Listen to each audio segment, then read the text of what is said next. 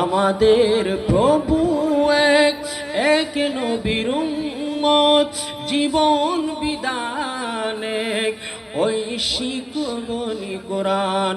আমাদের প্রভু এক, এক নবীর উম্মত, জীবন বিধান এক, ঐশী বাণী কোরআন।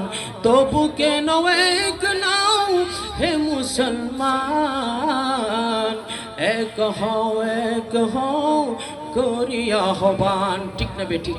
একটু আওয়াজ দিয়ে বলে ঠিক না বেঠিক? মুসলমানদের এক হওয়া দরকার আছে না নাই? আমার নবী দু জাহানের বাদশা নবী, আখিরি জামানার নবী। আমার নবী যখন বিদায় হজের ভাষণ দিচ্ছিল, নবীর বিদায় হজনের ভাষণের মূল বক্তব্য ছিল, হে আমার উম্মতগণ তোমরা শুনো, ওয়াতাসিমু বিহাবলিল্লাহি জামিআ ওয়ালা তাফাররাকু। তোমাদের কাছে দুইটা জিনিস রেখে যাচ্ছি, একটা হলো কোরআন আর একটা হচ্ছে আমি রাসূলের সুন্নাত।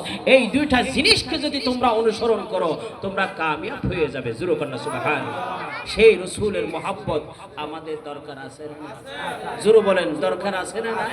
সেই মহব্বত ভালোবাসা নিয়ে দুনিয়ার জমিনের মধ্যে যারা কষ্ট করেছেন, মেহনত করেছেন, যারা রাসূলের ভালোবাসা নিয়ে, যারা আল্লাহকে রাজি করার জন্য, যারা আল্লাহর প্রেমের মধ্যে ফানা হয়ে গেছেন, আল্লাহ রাব্বুল আলামিন বলেন, হে আমার কোটি কোটি বান্দাগণ তোমরা নৈরাশ হইও না, তোমরা চিন্তা করিও না যে আমার নবী সর্বশেষ নবী, নবীর পরে আর কোনো নবী আসবে না, এই জন্য তোমরা মনের মধ্যে পেরেশানি নিও না।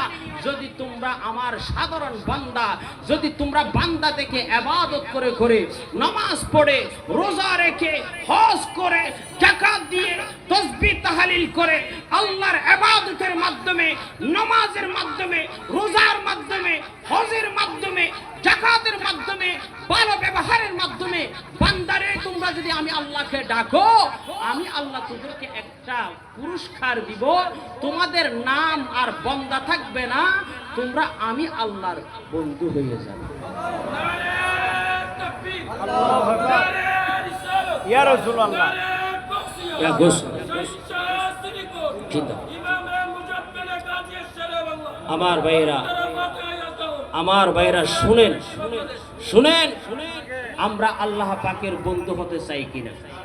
একটু জোরে বলেন, আল্লাহর বন্ধু হতে চাই কিনা? তা আল্লাহ পাকের বন্ধু হওয়া মানে আল্লাহর ওলি হয়ে যাওয়া। জোরে বলেন না সুবহানাল্লাহ। আল্লাহ পাকের বন্ধু হওয়া মানে আল্লাহ পাকের ওলি হয়ে যাওয়া। তো ওলি মানে কি? যে মানুষ ইবাদতের মাধ্যমে, রিয়াজতের মাধ্যমে আল্লাহকে সন্তুষ্টি করতে পেরেছেন, আল্লাহ রাব্বুল আলামিন বলেন সে আমার বান্দা থেকে আমি আল্লাহর বন্ধু হয়ে গেছি।